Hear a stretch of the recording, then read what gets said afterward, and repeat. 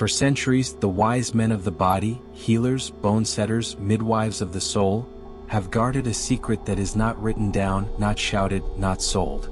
It is transmitted silently from palm to spine, from breath to vertebra. It is not a trick, nor a technique, nor a viral fad. It is an act of bodily memory, an invocation that awakens what the modern world has dormant, the sacred axis that sustains us. Today, in a world where back pain has become a daily occurrence, this ancient knowledge resurfaces like a flash in the dark. Can a 90-second gesture really restore what years of stress have wrought? What if time weren't the factor, but intention? This journey isn't just physical. It's a journey to the center of your being. And it begins now. Before starting this video, remember to subscribe and like. They say the spine isn't just bone, it's a testament. It's the axis where unspoken memories are inscribed, unmourned fears, and decisions made without a voice. The ancients knew this. They didn't talk about posture, they talked about alignment with the spirit. For them, the spine was the bridge between what is above and what is below, between what is dreamed and what is carried. Each vertebra a step, each creak a confession. When an ancestral healer approached the body, he didn't seek to correct it. He listened. He placed his hand on the back like someone reading a secret codex. He didn't ask about symptoms, he asked about silences. Because back pain isn't just physical, it's the echo of what hasn't been released. And in that gesture, in that touch, the ritual began. First, the body had to remember that it was a temple. That it wasn't born to be hunched over screens or bent by routine. That its architecture responds to laws older than any medical manual. Then the healer asked for silence. Not to impose it, but to invoke it. Because silence opens doors that noise closes. And at that threshold, the body began to speak. Breathing became a guide. Not a technique, but an offering. Inhaling as one who receives, exhaling as one who gives. And in that back and forth, the spine began to respond. Not by magic, but by memory. Because the body remembers what the mind forgets. It remembers what it was like to stand upright without effort, what it was like to walk without pain, what it was like to inhabit oneself without fear. And then the healer whispered. Not with words, but with pressure. A precise touch, a minimal movement. Like someone plucking a precise note on a forgotten instrument. And the body, surprised, aligns itself. Not because it's forced, but because it recognizes it. Because someone tells it without saying it, you know how to come back. That first chapter doesn't end with a cure. It ends with a revelation, that the spine doesn't need to be fixed, it needs to be remembered. That the body isn't broken, it's asleep. And that in the center of the back, right where the worlds intersect, there's a secret that isn't taught, it only awakens. There are those who believe the art of healing the spine is modern, technical, clinical. But the true guardians of that knowledge don't wear gowns or diplomas. They use silence, earth, and memory. Bone healers didn't learn in schools.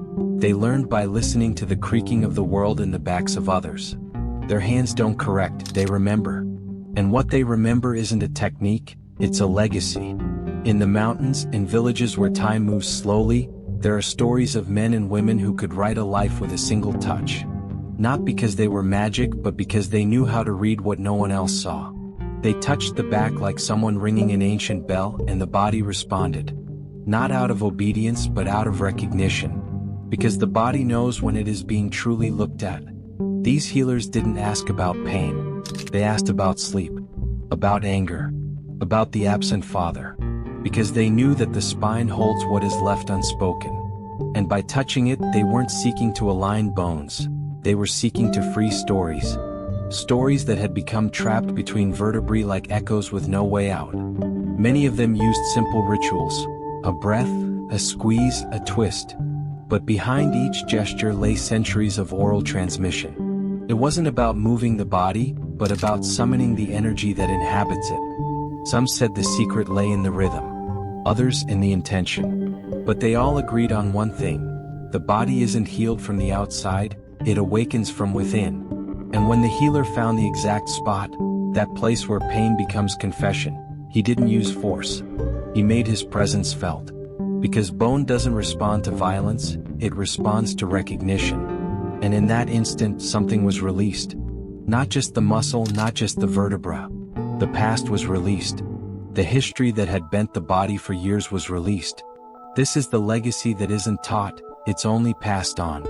A knowledge that doesn't fit into manuals because it lives in the hands, in the silences, in eyes that have seen too much. Bone healers don't seek to heal, they seek to remember. And in doing so, they give us back something we thought was lost. Not posture, not health, but the right to inhabit our bodies as if they were sacred. Because they are. And they know it. 90 seconds.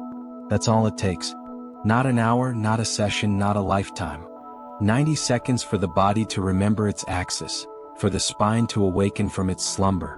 But it's not about speed. It's about ritual precision. Because what happens in that brief instant isn't a technique, it's an invocation. The ritual begins before the body moves. It begins in silence. The healer doesn't speak, doesn't explain, doesn't promise. He simply observes. His gaze doesn't seek a diagnosis, it seeks an energetic fracture. And when he finds it, he doesn't point it out, he honors it. Because pain is testimony, not error. And in that recognition, the body begins to open. The person stands or sits, it doesn't matter. What matters is the internal disposition. There is no music, no incense, no spectacle. Only breathing. Inhale as one summons, exhale as one gives. The healer approaches and with one hand, sometimes two, touches the exact spot. He doesn't push, he doesn't twist, he doesn't manipulate. He presses. Like someone playing a forgotten note on an ancient instrument. And then it happens. A minimal, almost imperceptible movement. An adjustment that doesn't feel like a correction, but like a revelation. The spine responds. Not because it was forced, but because it was called. And in that call, something aligns. Not just the body, history, the past, fear. Everything falls into place as if it had been waiting for this moment for years. 90 seconds, sometimes less. The body straightens. Breathing changes. The gaze clears. There is no miracle. There is memory. Because the body doesn't need to be taught, it needs to be remembered. And the healer is not a teacher, he's a witness. A witness to how the body, when given permission, knows how to return to its center. When it's over, there's no applause. Just a different silence. A body that feels new even though nothing has changed. Because what changed wasn't the shape, it was the relationship. The spine is no longer a painful structure. It's a guiding axis. And that ritual, brief but eternal, becomes a door. One that opens not with force but with presence. That's the secret. It's not in the gesture, it's in the time. And not in chronological time, but in ritual time. 90 seconds where the body remembers that it is sacred. And that its axis, its spine is not just physical, it is spiritual. For years, we were taught to separate the visible from the invisible. To believe that the body is only matter, that pain is only mechanical, that healing is only technical. But ancestral healers never made that distinction. For them, the body was a symbolic map and the spine, its narrative axis. Each vertebra told a story. Each deviation was a metaphor. And each adjustment, a rewrite. Modern science views the spine as a structure. Bones, discs, nerves. It speaks of biomechanics, electrical impulses, muscle tension. And it's not wrong. But it's incomplete. Because what the ancients knew, and what science is only just beginning to grasp, is that the body responds not only to physical laws, but also to symbolic laws. That pain doesn't always have a cause, but it always has a message. When the healer touches the back, he's not performing physical therapy. He's activating memories. He's pulsing areas where energy has been trapped. And although he doesn't say it in scientific terms, what he does has a correlation. He releases fascia, unblocks nervous circuits, regulates the parasympathetic system. But he does it from a different perspective. One that doesn't require a laboratory, because it's based on the direct experience of the body as a ritual territory. Science, little by little, is beginning to look in that direction. Studies on somatization, on bodily trauma, on neuroplasticity. But healers already knew this. They knew that the body adapts, that pain is learned, that posture is also emotional. And that's why their intervention isn't just physical, it's narrative. They rewrite the body like someone correcting a mispronounced poem. And here's something fascinating happens. Myth and science intersect. Because myth is not a lie. It's another form of truth. One that isn't measured but is felt. One that isn't proven but transforms. The 90-second ritual doesn't contradict science. It complements it. It reminds us that there are things that can't be explained but that work. That there are gestures that have no formula but have an effect. So what really happens when someone aligns for 90 seconds? A symphony occurs. The nervous system regulates. Breathing deepens. Body perception changes. And all of that can be measured. But what can't be measured, and is just as real, is the feeling of having returned. Of having been touched not just in the muscle but in history. Because the body isn't just biology. It's biography. And healers know this.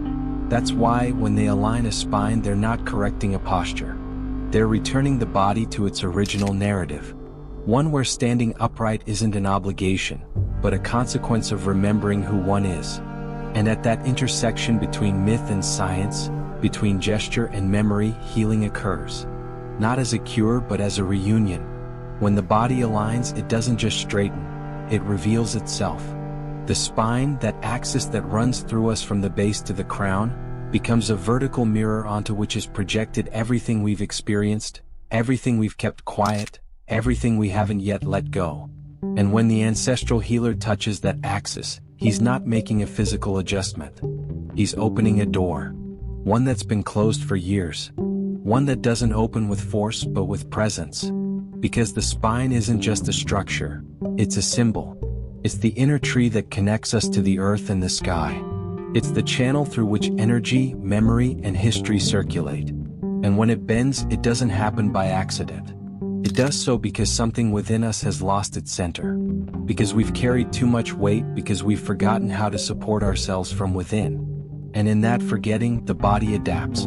It protects itself. It closes in. But the 90-second ritual doesn't seek to correct. It seeks to awaken. It seeks to remind the body that it can return to its axis without violence, without effort, without guilt.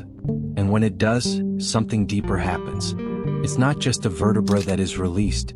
It releases an emotion, an image, a memory, something that was trapped between the bones and, when released, transforms the way we inhabit the body.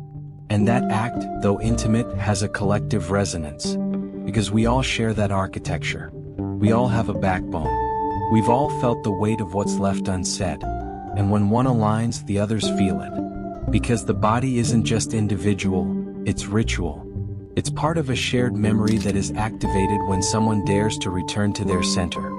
Therefore, the healer does not work alone. Even if he is silent, even if his gestures are minimal, he is summoning something greater. He is calling for vertebral redemption as a collective act, as a shared ceremony, as a wordless confession. And in that space, the body ceases to be an object that hurts and becomes a subject that remembers. Remembering isn't easy. It requires courage. It requires surrender. It requires being willing to feel what has been avoided.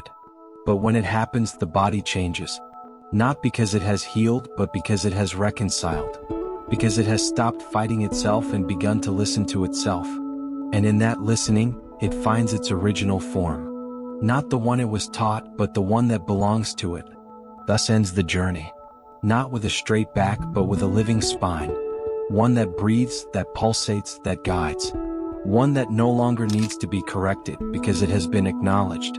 And in that acknowledgement, the body becomes a testament, a symbol, a ritual, an embodied memory of what we are when we stop resisting and begin to inhabit. 90 seconds. That's all it takes. But what is awakened in that time can last a lifetime. Because the body, when aligned with truth, doesn't just heal, it transforms. And that transformation is not forgotten. It is carried in every step, every gesture, every breath. Like a vertical echo that reminds us always that the center is there. Waiting, latent, sacred. It's not just about straightening your back. It's about remembering who lives there. When the ritual ends, there are no fireworks. Just a new silence. A body that breathes differently. A spine that is no longer a set of bones, but a rewritten codex. In 90 seconds, the world didn't change. You changed. Because the true secret of healers is not in their hands, but in their gaze. They see what you've forgotten. And by touching you, they bring you back to yourself. Now that you know, what will you do with this power? The body doesn't ask for miracles. It asks to be remembered. In a world that moves faster than breath, where silence is rare and stillness is mistaken for laziness, the body waits. It waits beneath layers of tension, beneath the armor of habit, beneath the stories we've stopped telling. It waits like a seed beneath winter soil, not dead, just dormant.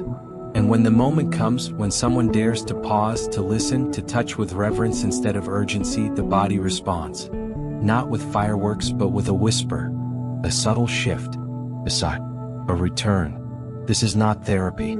It's not exercise. It's not a performance. It's a ritual. One that begins not with movement, but with meaning. One that doesn't seek to fix, but to witness. Because the body is not a problem to be solved. It's a poem to be read aloud. The spine, that sacred column, is not just anatomy. It's mythology. It's the ladder between earth and sky, the staff of Hermes, the tree of life. And each vertebra is a rung, a verse, a memory. When it bends, it speaks. When it straightens, it sings. But we've forgotten how to listen. We've traded presence for productivity, intuition for instruction. We've outsourced our wisdom to manuals and metrics. And in doing so, we've silenced the body's voice. Yet it never stops speaking. It speaks in the ache between the shoulders, in the tightness of the jaw, in the way we sit, the way we walk, the way we avoid looking up. It speaks in the language of tension, of fatigue, of breath held too long. And when someone finally listens, not with ears but with hands, with eyes, with silence, the body begins to tell its story. Not the one written in medical charts, but the one etched in the curvature of the spine, in the rhythm of the breath, in the pulse beneath the skin. This is the healer's art. Not to diagnose but to decode. Not to manipulate but to mirror. To become a witness to the body's remembering. Because healing is not an act. It's a recognition. A moment when the body says, yes, that's me. That's who I was before the forgetting.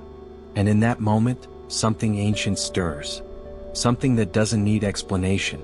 Something that simply is. The ritual is brief. 90 seconds. A breath. A touch. A return. But its echo lasts longer than any treatment. Because it's not about what was done. It's about what was seen. What was honored. What was allowed to be. And when the spine aligns, not by force but by invitation, it doesn't just change posture. It changes perception. The world feels different. Lighter. Clearer. Not because the world changed, but because the body did. Because the body remembered its place in it. This is the secret. Not hidden in textbooks but in touch. Not taught in classrooms but in silence. The secret that the body is not a machine but a mystery. And that mystery doesn't need solving. It needs reverence. So when you stand, when you breathe, when you feel that subtle shift in your spine, know this. You are not just moving. You are remembering. You are returning. You are rewriting the story your body has been waiting to tell. And that story begins always with presence. Not as a function but as a ceremony. Each inhale a return, each exhale a release. The spine, now awakened, becomes a compass, not pointing north but pointing inward, toward the place where memory lives, toward the place where silence speaks. You begin to walk differently. Not faster, not slower, just more present. The ground feels closer. The sky more reachable. You are no longer suspended between obligations but anchored in awareness. And in that anchoring, something shifts. Not just in you but around you. Because when one body remembers, others begin to stir. It's contagious, this kind of presence. It ripples through rooms, through families, through generations. A child sees their parents stand taller, not with pride, but with peace. A friend notices your gaze has softened, your shoulders no longer braced for impact. And without words they begin to wonder, what changed? You don't explain. You don't need to. Because this isn't a lesson, it's a transmission. Like fire passed from torch to torch, it doesn't diminish. It multiplies. And somewhere in a quiet corner of the world, another healer prepares. Not with tools but with time. Not with formulas but with feeling. They wait for the moment when someone arrives, not to be fixed but to be seen. And when that moment comes, the ritual begins again.